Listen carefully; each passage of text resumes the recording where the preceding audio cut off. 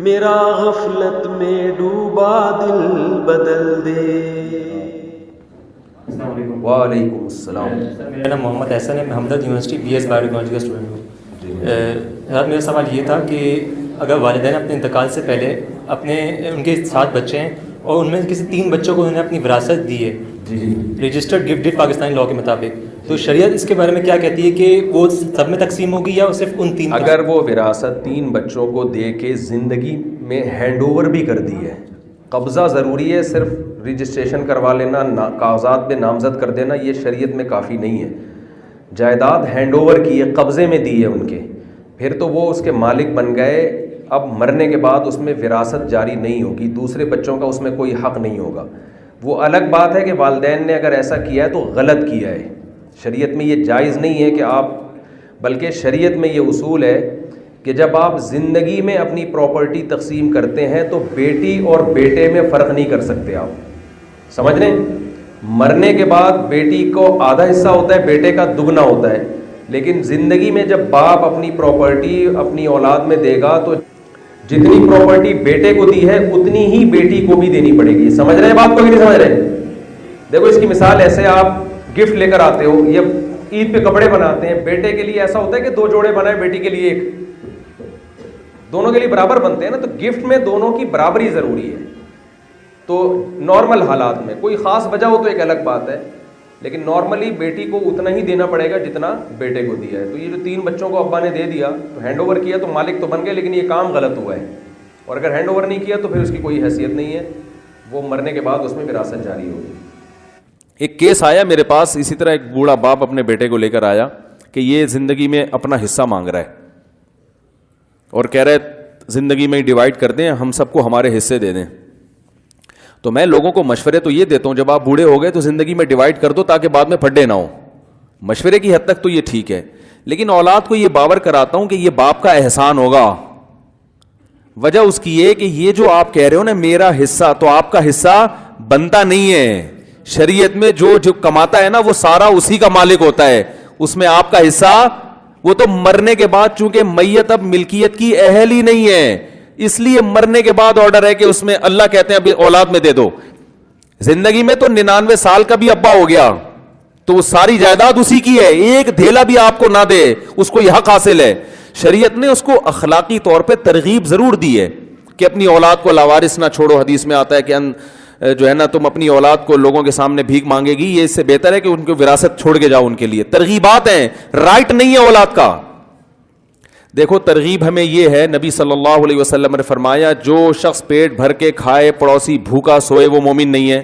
تو ہمیں ترغیب ہے کہ اپنا بھی پیٹ بھرو اور پڑوسی کا بھی. لیکن کیا پڑوسی کو یہ حق دیا کہ پڑوسی کے مال میں تمہارا حق ہے, لہذا اگر تم آج بھوکے ہو تو جا کے وہاں سے 2 روٹی چرا کے لے آؤ, یا وہاں جا کے برتن لے کے جاؤ, بولو میرا حصہ نکال بے. کیونکہ حدیث میں آتا ہے وہ مومن نہیں ہے جو خود پیٹ بھر کے کہے پڑوسی بھوکا سوئے تو میں نے تو ناشتہ کیا نہیں ہے, 2 پراٹھے پہنچا دے, میرا حق میرا حصہ ہے. بولے گا نکل یہاں سے. احسان کا حکم دیا, یہ احسان ہے. ہم کما رہے ہیں تو ایک شریعت نے اخلاق سکھائے کہ بھئی اڑوس پڑوس کا بھی خیال کرو. اڑوس پڑوس کو یہ حق نہیں دیا کہ وہ اپنا حصہ مانگنے چلی جائے. ارے پڑوسیوں کو حق دیا ہے کہ بھائی آنٹی ہمارے یہاں دودھ ختم ہو گیا ہے, آپ کے یہاں 2 کلو آتا ہے تو آدھا کلو ہمیں دو. بولو نا بھائی کیا ہو گیا یار. آدھی حدیثیں سنتے ہیں, آدھی نہیں سنتے. یہ والی سنی ہوئی ہے کہ شریعت میں حکم ہے والدین اولاد کو لاوارث نہ چھوڑیں اور بھکاری نہ بنائیں. یہ نہیں سنتے کہ اولاد کا مال باپ کا ہے, باپ کا مال اولاد کا نہیں ہے. باپ کا مال اولاد کا جب بنتا ہے جب باپ مر جائے, کیونکہ اب وہ باپ کا رہتا نہیں ہے. جب باپ ہی نہیں ہے تو مال کا کیا کرنا ہے اس نے.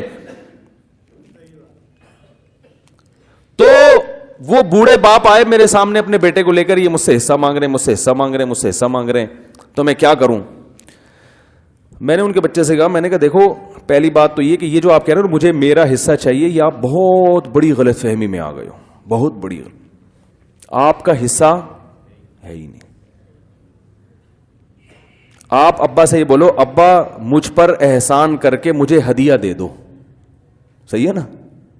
کیا خیال ہے بھائی, اس کو گفٹ کہتے ہیں, تبھی اس پہ وراثت کے حکام بھی جاری نہیں ہوتے. خوب سمجھ لیں, زندگی میں جب باپ اپنی وراثت تقسیم کرتا ہے تو لیبل اس پہ وراثت کا ہوتا ہے, مگر شریعت اس کو وراثت نہیں مانتی, شریعت اس کو گفٹ اور ہبہ مانتی ہے. تبھی شریعت میں حکم ہے کہ زندگی میں جب تقسیم کریں گے تو برابر کرنا پڑے گا. بیٹی کو آدھا, بیٹے کو دگنا نہیں دیں گے, کیونکہ ہبہ میں رسول اللہ صلی اللہ علیہ وسلم سے صحیح حدیث منقول ہے کہ آپ نے اولاد میں برابری کا حکم دیا ہے.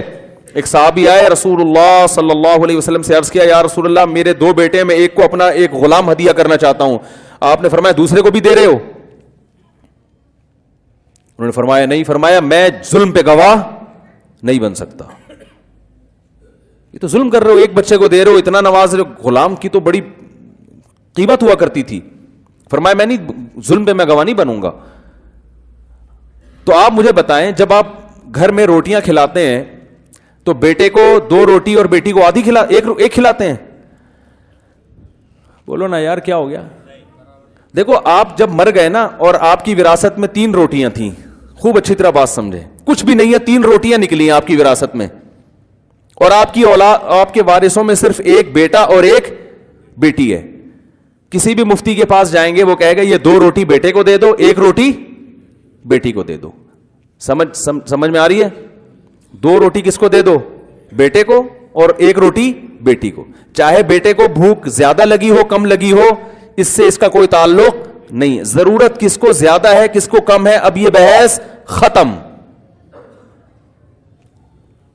وراثت جو ملتی ہے اس میں یہ نہیں دیکھا جاتا کہ کون مالدار ہے کون غریب ہے, ایک سب کو ایک جیسا حصہ ملتا ہے, بیٹی کو آدھا بیٹے کو دگنا. تو کسی نے وراثت میں واقعتاً 3 روٹیاں چھوڑی ہیں اور وہ مر گیا, اور وارثوں میں ایک بیٹا اور ایک بیٹی, بیوی نہیں ہے اس کی, تو ساری وراثت کہاں جائے گی؟ اولاد میں جائے گی نا, بیٹے اور بیٹی میں. اور اسلام نے حکم دیا, قرآن نے حکم دیا, مما قل منہ او کسر, میت زیادہ مال چھوڑ کے جائے یا کم مال, وراثت بہرحال تقسیم ہوگی. کہتے ہیں چھوٹی موٹی چیزیں صدقہ کر دو, بڑے بڑے پلاٹ, ایسا نہیں ہے, سب چیزیں وراثت میں آئیں گی. تو اس لیے میں روٹی کی مثال دے رہا ہوں تاکہ اور اچھی طرح بات سمجھ میں آ جائے کہ روٹی اگر ہے نا تو وہ 2 روٹیاں آپ دیں گے بیٹے کو, 1 روٹی کس کو دیں گے؟ بیٹی کو. وہ کھائیں یا صدقہ کر دیں, جو مرضی کریں. لیکن زندگی میں باپ کو یہ حق حاصل ہے کہ جب وہ رزق تقسیم کر رہا ہو تو بیٹے کو 2 روٹیاں دے اور بیٹی کو 1 روٹی. یہ حق حاصل ہے؟ نہیں آ رہی بات. اس کو ہبہ کرے گا تو برابری. برابری کا مطلب دونوں کو 1.5 دے گا.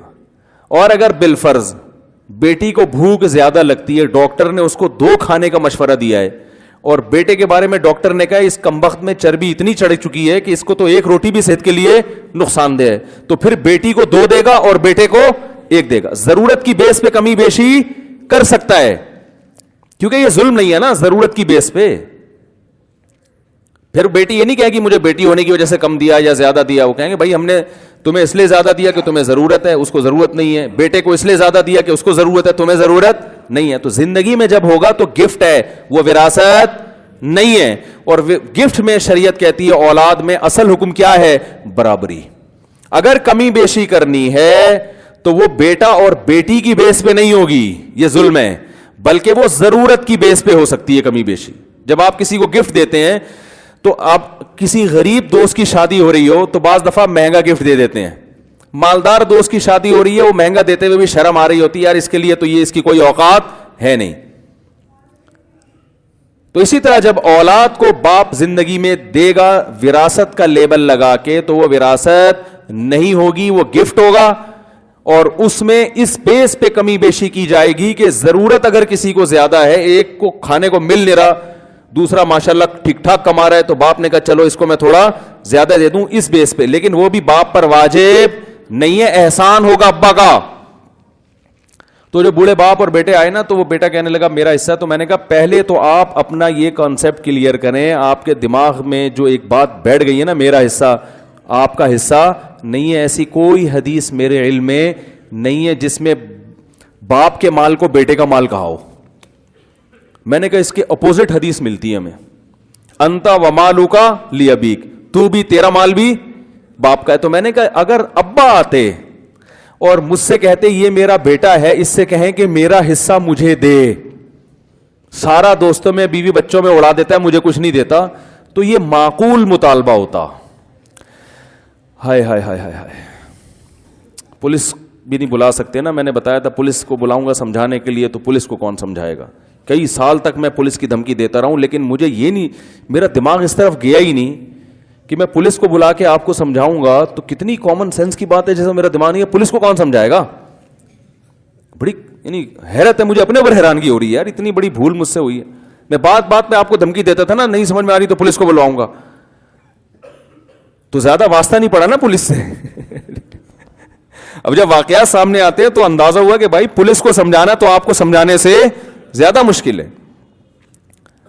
تو دیکھو غیرت والی زندگی گزارو گے نا, انشاءاللہ اس میں فائدہ ہوگا. ماں باپ کی دعائیں لے لو. ہاں ابا واقعی اگر ظلم کر رہے ہیں, آپ کے منہ سے نوالا چھین رہے ہیں, بعض ابا ہوتے ہیں لیکن شاٹ ہیں مارکیٹ میں, باپ کو تو اللہ نے خیر خواہ بنائے, لیکن بعض ایسے ہوتے ہیں کہ پوری تنخواہ اولاد سے چھین لی, صحیح ہے نا, پھر اس سے گھر کے خرچے بھی پورے نہیں کر رہے, بچے کو بھی ترسا ترسا کے دے رہے ہیں, اور سگریٹیں پھونک رہے ہیں, فلمیں دیکھ رہے ہیں سینما گھروں میں جا کے. ایسے ابا اگر واقعی ہیں تو پھر ہم اس میں یہ نہیں مشورہ دیتے کہ یہ ساری تنخواہ لا کے پکڑا دو.